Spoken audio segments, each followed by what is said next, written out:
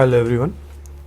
Paper two के जो हमारा पार्ट ए है उसकी नोट मेकिंग किस तरीके की होगी और कौन कौन से यूनिट से किस तरीके के हमको नोट्स बनाना है। वैसे इसमें उतना खास बताने जैसा कुछ है नहीं, लेकिन फिर भी हम देख लेते हैं। हमको ऐसा लगता है कि जो पूरी पॉलिटी लक्ष्मीकांत की कोर कंसेप्ट वाली होती है, मात्र 73rd और 74 कॉन्स्टिट्यूशनल अमेंडमेंट हटा दें तो पूरा उसने यूनिट 1 में डाल दिया। लेकिन ध्यान रहे कि पार्लियामेंट वाला पोर्शन उन्होंने एक्सटेंसिवली सिलेबस पे लिखा नहीं है, तो उससे क्वेश्चन आएगा भी नहीं। और पिछले साल के मेन से भी समझ में आ गया कि पार्लियामेंट पूछेगा नहीं, क्योंकि वो सिलेबस में दिया नहीं है। तो या तो आप पूरे टॉपिक्स के नोट्स बना लिए लक्ष्मीकांत से, या फिर मेरे हिसाब से ओनली आईएएस की पीडीएफ मैंने टेलीग्राम चैनल पे शेयर कर रहा हूँ, उससे आप कंटेंट एक्सट्रैक्ट कर सकते हैं टाइम कंप्लीट करने के लिए।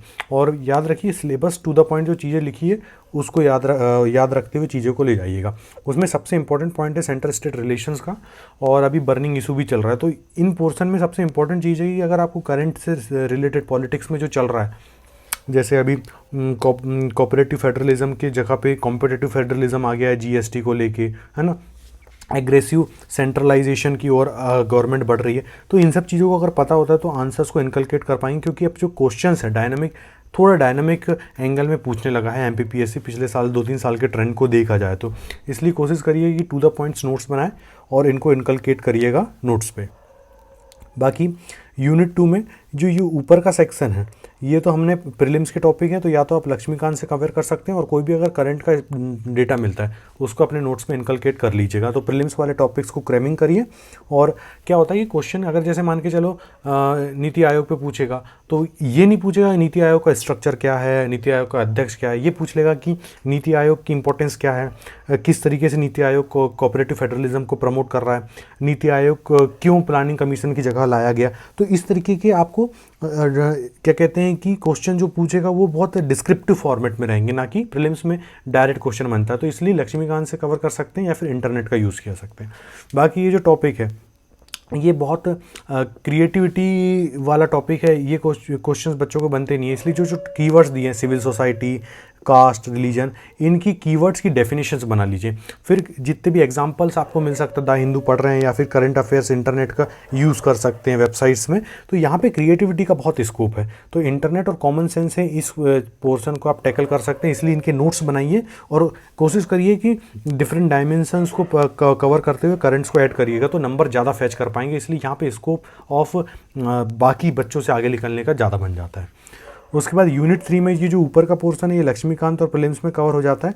बाकी ये जो features of democracy, NGO, role of media, इनका इंटरनेट से नोट्स बनाइए, और कॉमन सेंस और स्कोप ऑफ क्रिएटिविटी इसमें भी बढ़ जाता है ये वाले पोर्शन पे।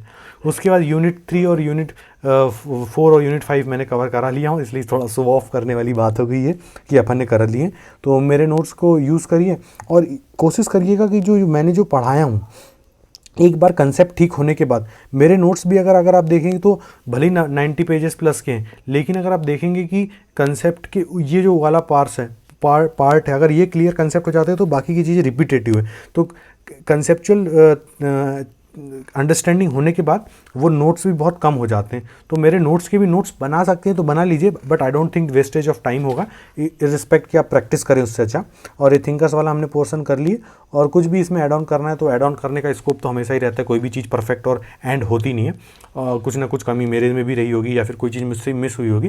तो इनको टेस्ट सीरीज़ वगैरह अगर आप ज्वाइन करते हैं कभी, या फिर कहीं से आपको मटेरियल मिलता है, तो इन थिंकर्स वाले पोर्शन में आपके नोट्स को ऐड कर सकते हो। इसमें ज़्यादा टाइम नहीं है, इसलिए पेपर 2 पार्ट ए है, बहुत जल्दी फास्ट हो जाता है। पेपर 2 का पार्ट ए एक बार कवर होने के बाद सिर्फ और सिर्फ पहली यूनिट बड़ी है, बाकी तो बहुत छोटी छोटी हैं। एक बार कवर हो जाते हैं तो इसमें टाइम लगता नहीं है। मिलते हैं नेक्स्ट वीडियो में नेक्स्ट पार्ट के साथ पेपर 2 के। थैंक यू सो मच, और प्लीज़ ज़्यादा से ज़्यादा शेयर करिए लोगों के बीच में अगर कर सकते हैं। बार बार बोलने का मन होता नहीं है, बट फिर भी अगर वीडियो पूरा देखते हैं, एंड तक देखते हैं, तो लाइक तो ज़रूर करिए करें, तो उससे थोड़ा एक मोटिवेशन फैक्टर बना रहता है। Thank you so much.